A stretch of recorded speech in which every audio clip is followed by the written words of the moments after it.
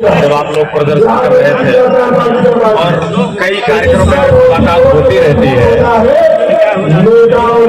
और मुझे बड़ी तकलीफ होती है कि आप लोग इतने दूर से चल के लगभग 36 आवर्स की जर्नी करके आप लोग यहाँ तक आए। कितना मेहनत लगा होगा, पैसा खर्च हुआ होगा, टाइम बर्बाद हुआ है। और जब इतने दूर आदमी जाता है तो परिवार के लोग भी टेंशन में रहते हैं कि दिल्ली गए हैं, पता नहीं क्या मिलेगा खाने को पीने को। परिवार के लोग भी परेशान होंगे। और ये जो अजीब बड़ी बात है कि आप लोग कोई क्राइम नहीं कर रहे हो, अपराध नहीं कर रहे हो तो मेरे को जेल से छोड़ा जाए। आप लोग कोई ऐसा प्रमाण कर नहीं रहे कि मैंने अपराध कर दिया था, मेरे खिलाफ मुकदमे दर्ज हो गए हैं, मेरे मुकदमे खत्म कर दिए जाए, ऐसी कोई बात तो है नहीं। आप लोग तो ये कह रहे थे मैं बच्चों को पढ़ा रहा हूँ, आसाम का भविष्य बना रहा हूँ और उसके लिए हमें जीने का इंतजाम किया जाए, बस इतनी सी बात कर रहे हैं। और ये बात कहने के लिए दिल्ली तक आना पड़ेगा और दिल्ली आकर के यह बात कहना पड़े कि मुझे सैलरी दो क्योंकि हम टीचर, हम अध्यापक हैं या फिर स्कूल में काम करते हैं।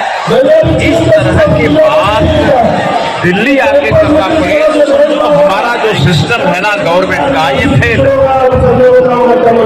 फेल हो चुका है। क्योंकि शिक्षा देना सरकार की नैतिक जिम्मेदारी और पहली जिम्मेदारी।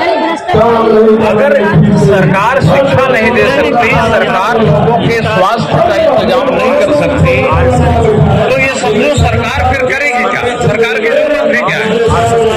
ये बेसिक काम है जो आप लोग मांग कर रहे हैं।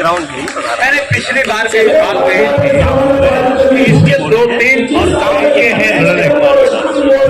एक तरीका तो अदालती तरीका है कि आप हाई कोर्ट में किसी तरह से वहाँ के मस्जिदों में कौन स्कूल बोलते हैं, मदरसा के स्कूल होते हैं जो मस्जिदों में पढ़ाई होती है और उनके टीचर्स का अपॉइंटमेंट पूरी तरह से मस्जिद प्रशासन करता है और उत्तर प्रदेश में उनको भी सैलरी गवर्नमेंट देती है।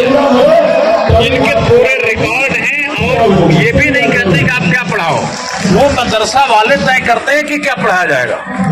अभी उन्होंने कुछ स्कूल लगाने लगे हैं, किताबें लगा दी हैं, लेकिन पूरी आजादी है। और जो लोग जो एजुकेशनल इंस्टीट्यूशन चला रहे हैं वो अपना पाठ्यक्रम पढ़ा रहे हैं, अपने तरीके से पढ़ा रहे हैं और गवर्नमेंट को सैलरी दे रही है। ये स्थिति बिहार में भी है, यूपी में भी है, ये ज्यादातर प्रदेशों में है।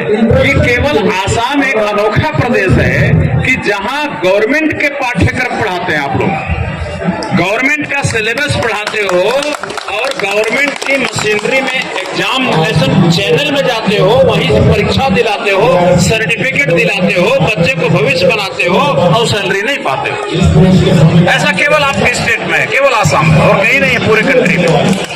मैं एक स्कीम का जिक्र करूंगा, हरियाणा गवर्नमेंट।